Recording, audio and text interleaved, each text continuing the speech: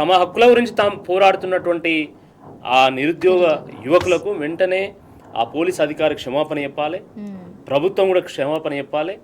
దుర్భాషలు ఆడినందుకు ఆ పోలీస్ అధికారి మీద చర్యలు తీసుకోవాలి, శాఖాపరమైనటువంటి చర్యలు తీసుకోవాలి.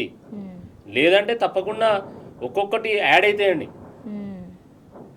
శశిపాలని 100 తప్పులు అయ్యేంత వరకు ఎట్లయితే లెక్కబెట్టిందో తప్పకుండా ఈ కాంగ్రెస్ ప్రభుత్వము ఈ యువకుల మీద ఏ రకమైనటువంటి జులుం ప్రయోగిస్తున్నారు, ఏ రకంగా లాఠీ చార్జ్ చేస్తున్నారు, ఏ రకంగా అరెస్ట్ చేస్తున్నారు, ఇవన్నీ యాడ్ అవుతున్నాయి. నేను ఎందుకంటున్నా అంటే ఆ రోజు కాంగ్రెస్ పార్టీ 2 లక్షల ఉద్యోగాలు ఇస్తాము ఏడాదిలోపు, జాబ్ క్యాలెండర్ ఇస్తాము, నిరుద్యోగ భృతి ఇస్తాము, మెగా డిఎస్సి ఇస్తామంటే నమ్మినటువంటి యువత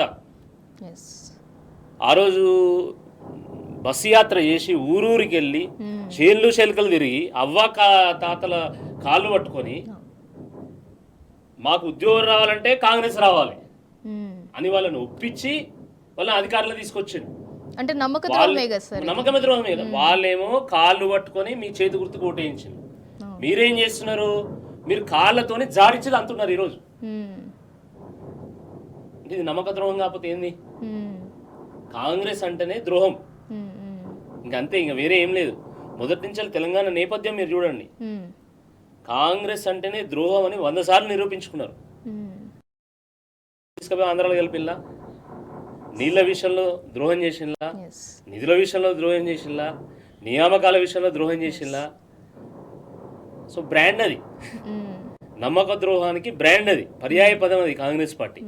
కాబట్టి ఇప్పుడు కూడా వీళ్ళను ఎన్నికల సామాగ్రిలా వాడుకొని వదిలేసిన ఒక ప్యాంప్లెట్ను, ఒక వ్యాన్లు, ఒక మైకులు ఎట్లయితే మనం ఎన్నికల్లో వాడుకున్న తర్వాత పట్టించుకోమో సేమ్ అట్లనే ఆ రోజు ఏమన్నా నిరుద్యోగ సమస్య అనగానే, జియో 46 అనగానే, ఉద్యోగాలు అనగానే, నోటిఫికేషన్లు అనగానే ఏమన్నారు? Congress party all in one guide లాంటిది, అన్నిటికీ అదే పరిష్కారం. ఇప్పుడు ఏమంటున్నారు? ఇప్పుడు ఈ యువకులందరూ కూడా యూజ్ అండ్ త్రో పెన్ను లాంటి వాళ్ళు, మేము వాడుకుంటాం, మేము పడేస్తాం. అంటే ఆనాడు నిరుద్యోగులని ఓటు బ్యాంక్ గా చూసారు అని అనుకో. ఎగ్జాక్ట్లీ. ఆ రోజేమో అన్నిటికీ మేమే ఆల్ ఇన్ వన్, ఈ రోజేమో మీరు యూజ్ అండ్ త్రో పెన్ను లాంటి వాళ్ళు, మేము వాడుకున్నా వదిలేసినాం, అయిపోయింది, పడేసాను, అయిపోయింది, ఇంకా మీదేంది మధ్యలో.